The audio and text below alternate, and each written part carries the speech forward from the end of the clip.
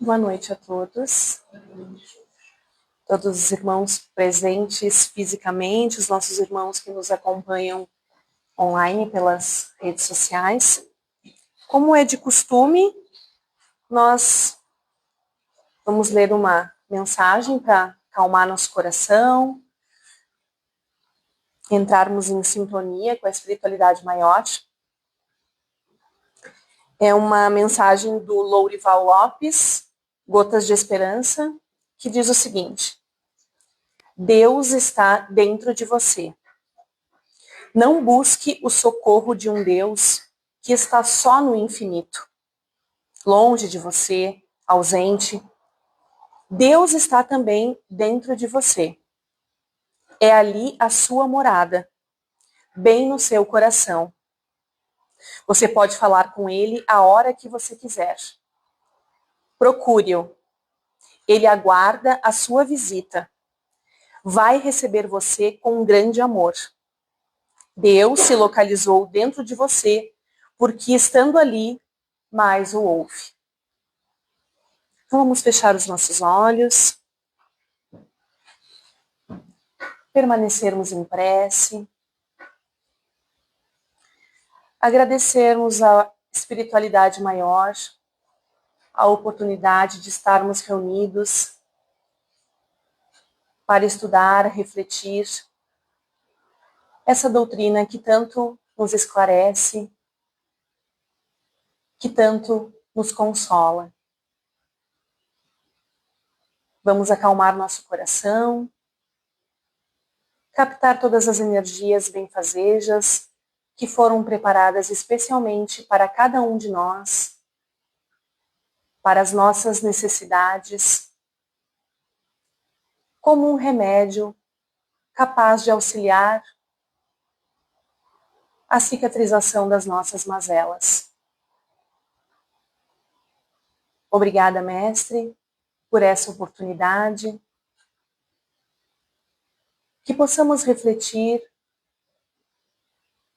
sobre as verdades dessa doutrina na noite de hoje e, acima de tudo, colocá-las em prática com o nosso próximo mais próximo. Obrigada e que assim seja. Então, meus irmãos, para a noite de hoje, eu fiz a escolha de um tema muito atemporal, que é sempre muito presente, que a gente pode fazer muitas reflexões, que é a respeito dos vínculos familiares. É uma lição, então, do livro Renovando Atitudes, do Francisco do Espírito Santo Neto, ditado pelo Hamed. Então, esse livro, ele inicia todas as mensagens com uma passagem do Evangelho, e aí ele faz os comentários em cima dessa passagem. Então, diz o seguinte: a afeição real de alma a alma é a única que sobrevive à destruição do corpo. Porque os seres que não se unem nesse mundo, senão pelos sentidos, não têm nenhum motivo para se procurarem no mundo dos espíritos. Não há de duráveis senão as afeições espirituais. Então, o capítulo 4, item 18 do Evangelho. A rigor, família é uma instituição social que compreende indivíduos ligados entre si por laços consanguíneos.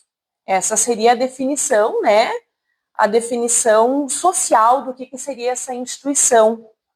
Que, na verdade, a nossa família é o nosso primeiro laboratório social. É ali que são feitas as grandes experiências, né? Que é, na verdade, uma sociedade em miniatura.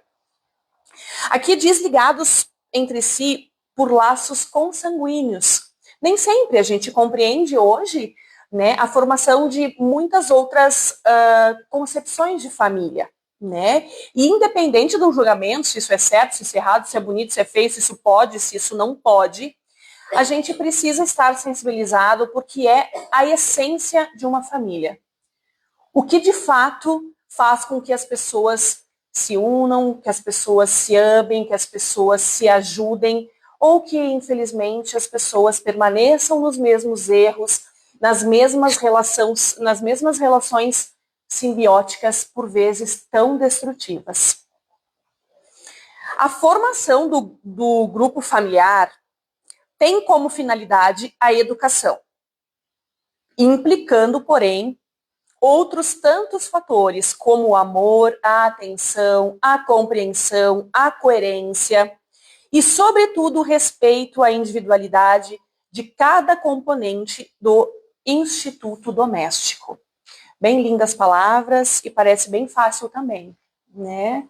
Mas a gente compreende que felizes as famílias que se unem pelos laços do amor, da compreensão mútua. Porque no estágio que nós estamos, no mundo de provas e expiações, é muito mais comum as famílias se unirem porque elas têm ainda vínculos, né, mazelas para serem curadas e que elas estejam, sim, muito mais ligadas pela afinidade, por vezes, nos erros. Né? Então, por isso a gente diz que é o primeiro laboratório, né, social, porque sim, ali são feitas muitas experiências com relação à nossa tolerância, com relação à nossa paciência, com relação à nossa resiliência. E ali está o nosso próximo mais próximo. Né? Tem uma passagem no Evangelho, né, que Jesus diz: quem é minha mãe e quem são meus irmãos? Porque nós que conhecemos, né, brevemente os preceitos da doutrina, a gente compreende que há dois tipos de vínculos familiares.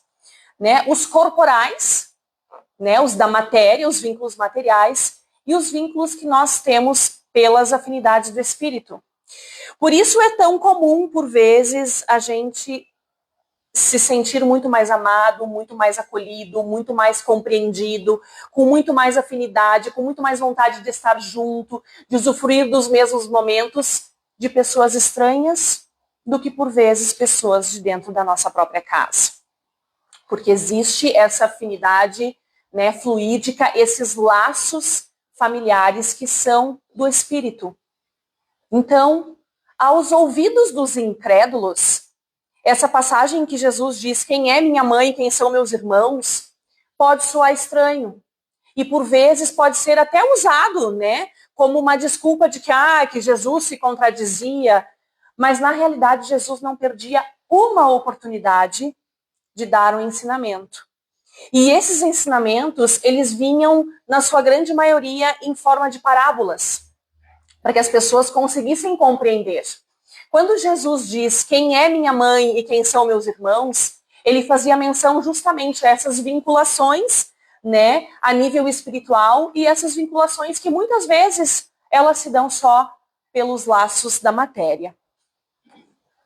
Com o espiritismo, porém, esse conceito de família se alarga, porque os velhos padrões patriarcais, impositivos, às vezes machistas do passado, cedem lugar a um clã familiar de visão mais ampla e de visão coletiva, dentro das bases da reencarnação.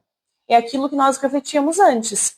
Né? Então, às vezes a gente se sente melhor com um amigo, se sente mais acolhido, se sente mais respeitado dentro da nossa individualidade com pessoas que nos são estranhas, do que às vezes pela nossa mãe, do que às vezes por um irmão. Então, com o espiritismo, essa visão de família se alarga. Por admitir que os laços da parentela são pré-existentes à jornada atual, os preconceitos de cor, de sangue, preconceitos sociais e afetivos caem por terra, em face da possibilidade de as almas retornarem ao mesmo domicílio, ocupando roupagens físicas conforme as necessidades evolutivas. Com muita frequência a gente escuta, o espírito não tem sexo. O espírito não tem sexo. Por vezes as nossas experiências terrenas se darão em um corpo feminino, por vezes as nossas experiências terrenas se darão em um corpo masculino. Como diz aqui, ocupando roupagens físicas. O que é roupagem física? É o nosso corpo, né? Conforme as nossas necessidades evolutivas. Porque sim, na nossa história evolutiva, muito provavelmente a gente tem encarnado um número maior de vezes, né, dentro de um corpo masculino ou não. Mas cada uma dessas experiências terrenas acaba desenvolvendo, né, características psíquicas, por vezes referentes à questão do masculino e por vezes referentes à questão do feminino. Por isso essa experiência de acordo com a nossa necessidade evolutiva. Então, se eu tinha que daqui a pouco estar desenvolvendo, né, um cuidado maior, cuidados com a maternagem, é possível que, se eu tenho isso ainda para ser desenvolvido, eu vá ter uma experiência num corpo feminino. Né? Então, depende da nossa necessidade evolutiva. As afeições reais do espírito sobrevivem à destruição do corpo e permanecem indissolúveis e eternas, nutrindo-se cada vez mais de mútuas afinidades, enquanto que as atrações materiais, cujo único objetivo são as ilusões passageiras e os interesses do orgulho, extinguem-se com a causa que as fez nascer. Então, como dizia aqui, né, comentava, né, das possibilidades de as almas retornarem ao mesmo domicílio. Porque, por vezes, a gente escuta, né, irmãos que estão iniciando dentro da doutrina, que ainda, né, estão incipientes nos conhecimentos a respeito, né, da pluralidade das existências dos mundos, né, das necessidades da reencarnação. Tá, mas então, se eu vou reencarnar 10 vezes depois, quando eu chegar na espiritualidade, eu vou ter 10 pais, eu vou ter 10 mães, eu vou ter 50 irmãos. Não, porque é muito comum que a gente vá encarnando, né, com esses mesmos espíritos, né, que nos ajudam na evolução, com essas roupagens distintas que se colocava ali. Né? Então, assim, essas afinidades, elas vão se estreitando, elas vão cada vez mais se afastando. Assim, vemos famílias que adotam a eliminação quase que total da vida particular. A atenção é focalizada de forma exclusiva no grupo familiar, cujos integrantes vivem neuroticamente uns para os outros. Meu Deus, Ivana, mas então quer dizer que a gente não precisa se importar com a família, que a gente pode se importar mais com o outro do que com aquele próximo que está mais próximo da gente? Não, não é isso. Agora ele vai listar alguns tipos, né, de família e algumas mazelas que a gente pode daqui a pouco até refletir. Poxa vida, será que eu estou reproduzindo isso também lá no meu meio familiar? Né? Será que eu não consigo alargar essa minha visão, né, de família? Será que eu não consigo compreender que aquele irmão, né, em condições tão precárias, passando fome, passando frio, ele não é realmente, né, o meu irmão, ele não tem a mesma dor, ele não tem os mesmos desejos, né, do que os meus filhos? E se fosse o meu filho nessas condições? Né? Então, olha só, a atenção é focalizada de forma exclusiva no grupo familiar, cujos integrantes vivem neuroticamente uns para os outros. Bloqueiam seus direitos à própria vida, à liberdade de agir, à liberdade de pensar e ao processo de desenvolvimento espiritual, para se ocuparem de cuidados improdutivos e alienatórios entre si. Vivem uns para os outros numa simbiose doentia. Nós estamos neste meio familiar para que possamos reconstruir, ressignificar vivências passadas que, por vezes, e na sua grande maioria, não foram felizes. Nós estamos nesse meio familiar para que a gente consiga se compreender, para que a gente consiga se respeitar, para que a gente consiga se amar. E a partir do momento em que eu vivo, né, uma relação simbiótica com o outro, eu não permito que o outro cresça na sua individualidade. Eu não permito que ele tenha liberdade de pensar, liberdade de agir. E por vezes, quando eu não permito isso, eu fico presa nos meus padrões de culpa. E a culpa, ela é sempre um problema na nossa evolução, porque a culpa nos acorrenta E a gente não consegue seguir em frente, porque a gente fica pensando, mas o que eu fiz de errado? Mas eu tinha que ter feito isso, mas eu tinha que ter feito aquilo. A gente costuma ouvir, né, que as melhores mães são as mães que aos poucos elas não se fazem tão necessárias aos filhos, né? E chega a dar uma dor ouvir isso quando a gente é mãe, né? A gente tem essa dor, né? De que, poxa, de que em algum momento eu não serei mais necessária, né? Então, assim, uma mãe, ela é sempre necessária a um filho. As pessoas que já tiveram a experiência carnal de perderem as suas mães, eu penso que é uma sensação de um luto eterno, de uma orfandade eterna, embora nós nunca sejamos órfãos aos olhos de Deus. Então, uma mãe é sempre necessária na vida de um filho, no sentido de acolhimento, no sentido de compreensão, no sentido de amor. Mas é muito importante que esse filho tenha tido oportunidades durante a sua existência junto a essa mãe de saber resolver os seus pequenos perrengues sozinhos, de ter minimamente uma autonomia, de ter atitudes de independência. E por vezes, a gente nessas relações simbióticas doentias, a gente não possibilita que os nossos filhos tenham essas experiências. Então, uma mãe é boa quando ela não é necessária? Não sei. Eu penso que uma mãe é sempre necessária, né? Para um acolhimento, para um aconchego, para um ouvido, para um abraço, né? Para uma sensação de pertencimento.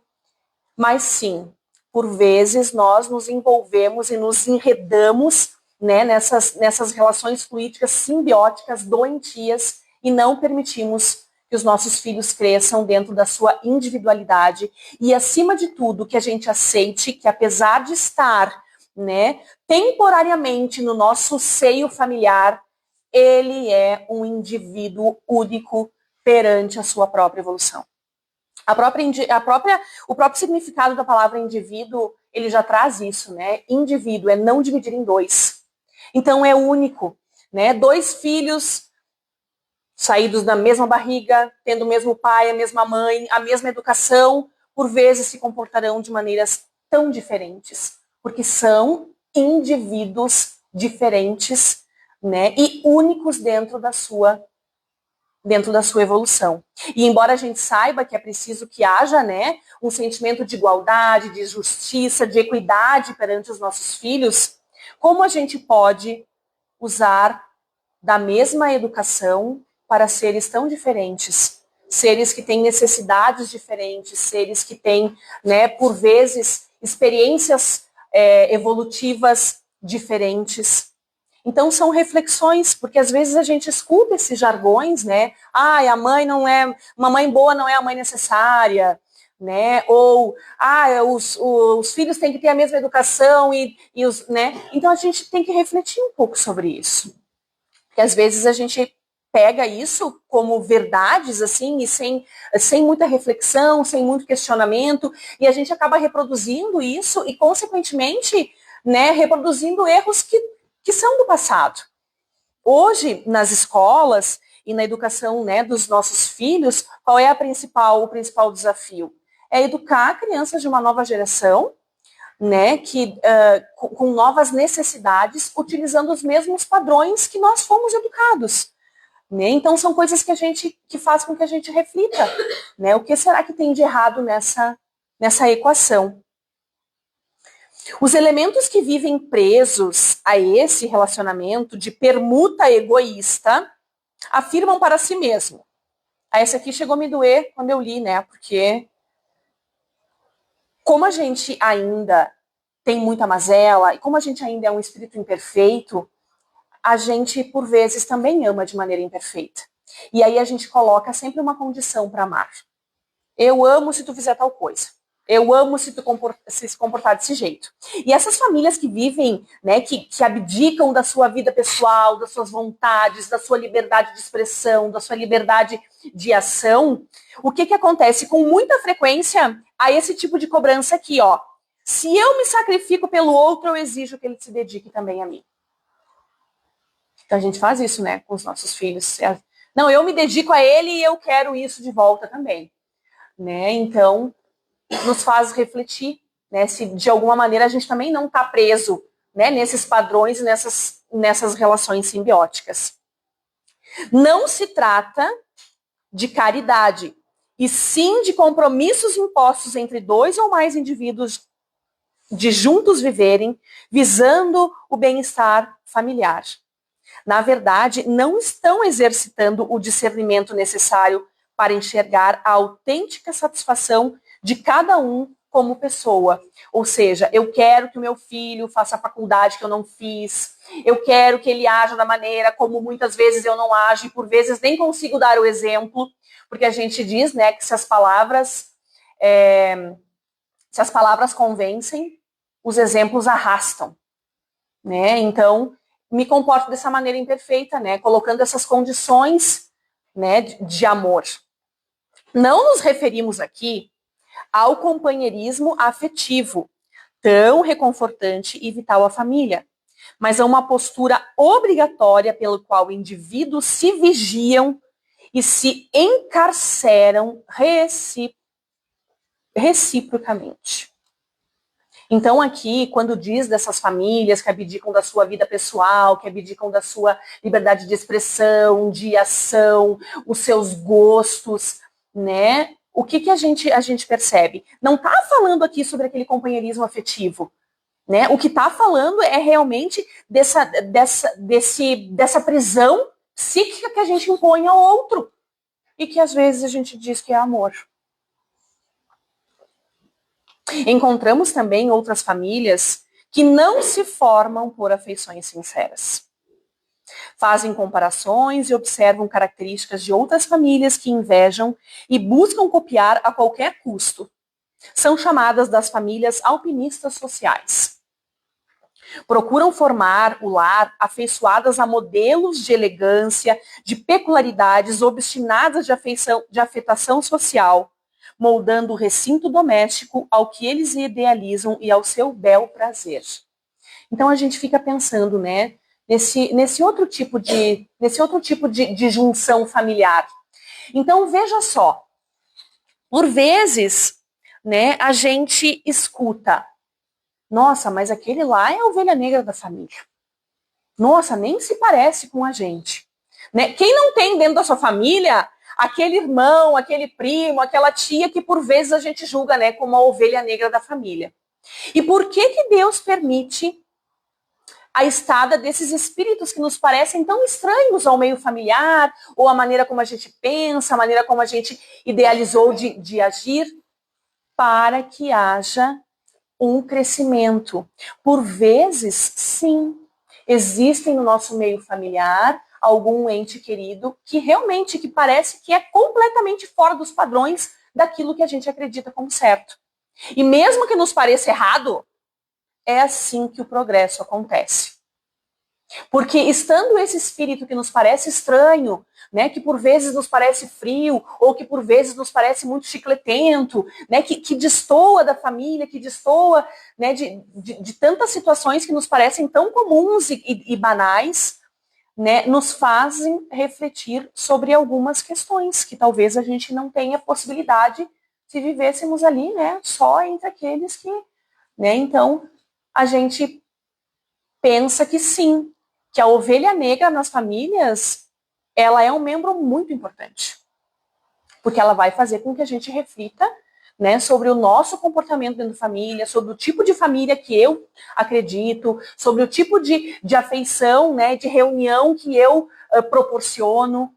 Então, sim, às vezes, e com muita frequência, todas as famílias têm a ovelha negra e a gente pode refletir, poxa vida, mas por que será, né, que Deus permitiu o reencarne e a volta dessa pessoa tão diferente e que nos parece tão estranha? Para que haja o progresso. Há ainda outras agremiações familiares denominadas exibicionistas, em que os membros do lar se associam para suprir a necessidade que nutrem de serem vistos, ouvidos, apreciados, admirados. Ajudam-se mutuamente, ressaltando uns a imagem dos outros e focalizando áreas que podem ser valorizadas pelo social, como, por exemplo, a beleza física ou o recurso financeiro. E aí hoje a gente vive, né, tempos em que, por vezes, a gente tem essa necessidade, né, de aparecer, de ser visto. Então a gente quer postar a comida que a gente comeu, a gente quer postar o passeio que a gente fez, a gente quer postar por vezes, né, aquela imagem daquela família feliz do comercial de margarina. Quando na verdade não passa, né, de uma necessidade do nosso ego, porque talvez aquilo nem seja vivenciado na sua realidade. A gente brinca que a vida que não é vista, ela dá muito trabalho. A vida que não é vista, a vida que não é postada, ela dá muito trabalho. As pessoas vaidosas desse tipo familiar, quando bem-sucedidas ou conceituadas, alimentam exibição sistemática diante dos outros, como forma de compensação ao orgulho de que estão revestidas. Então é como diz o Evangelho, né? O orgulho e o egoísmo, né, são as mazelas das quais todas as outras, né, são oriundas. Assim, considerando os laços de família formados em bases de fidelidade, de amor, de respeito e dedicação, perdurarão pela eternidade e serão cada vez mais fortalecidos. Os espíritos simpáticos envolvidos nessas uniões usufruem indizível felicidade por estarem juntos, trabalhando para o seu progresso espiritual. Quando as pessoas unidas pelo único móvel do interesse, elas não estão realmente em nada unidas uma à outra. A morte as separa sobre a terra e também no céu, conforme nos certifica literalmente o texto do Evangelho segundo o Espiritismo. Então ele encerra essa mensagem, né, fazendo mais uma vez, né, alusão à importância da gente compreender os laços familiares que estão ligados à matéria e os laços familiares que estão ligados, né, espiritualmente, pela nossa afeição, pela nossa comunhão, né, dos mesmos sentimentos, que são esses realmente os laços eternos. Por isso que às vezes, né, a gente compreende que dois irmãos consanguíneos são menos irmãos do que dois colegas de trabalho, do que dois companheiros de casa espírita, né, porque são os laços que são fortalecidos, né, pela pluralidade das existências, né, laços que são realmente verdadeiros e que têm como base, né, esse amor e essa fidelidade rumo ao nosso progresso evolutivo. Então, meus queridos, essa era a lição de hoje. Eu convido a todos para que nós fechemos os nossos olhos, continuemos em prece, para que nós sejamos fortalecidos cada vez mais na resiliência, na paciência, na compreensão, no acolhimento dos nossos familiares, que possamos permitir, dentro dos nossos lares,